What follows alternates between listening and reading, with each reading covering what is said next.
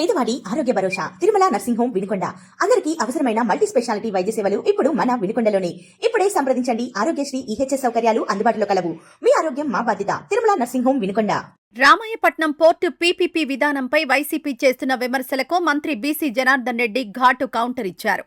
రామాయపట్నం పోర్టును పీపీపీ విధానంలో అభివృద్ధి చేయడాన్ని ప్రశ్నించే నైతిక హక్కు వైసీపీకి లేదని మంత్రి బీసీ జనార్దన్ రెడ్డి విమర్శించారు.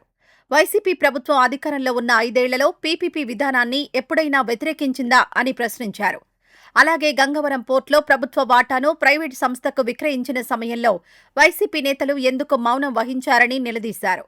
పారదర్శకత లేకుండా 2 బెర్తులను జేఎస్డబ్ల్యూ సంస్థకు అప్పగించినప్పుడు ప్రజా ప్రయోజనాలు గుర్తుకు రాలేదా అని ప్రశ్నించారు. రామాయపట్నం పోర్టు పనులపై కూడా మంత్రి స్పందించారు.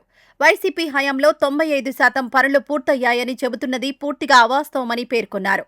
2024 జూన్ నాటికి కేవలం 50% పనులు మాత్రమే పూర్తయ్యాయని, కూటమి ప్రభుత్వం అధికారంలోకొచ్చిన తర్వాత పనులను వేగవంతం చేసి ప్రస్తుతం 80.50% వరకు పూర్తి చేశామని తెలిపారు. పీపీపీ అంటే ప్రభుత్వ ఆస్తులను అమ్మేయడం కాదని మంత్రి స్పష్టం చేశారు. దేశంలోని 91% పోర్టులు పీపీపీ విధానంలోనే విజయవంతంగా నిర్వహించబడుతున్నాయని పేర్కొన్నారు. కృష్ణపట్నం, కాకినాడ, గంగవరం వంటి పోర్టులు కూడా దాదాపు 29 ఏళ్లుగా ఇదే విధానంలో విజయవంతంగా పనిచేస్తున్నాయని గుర్తు చేశారు.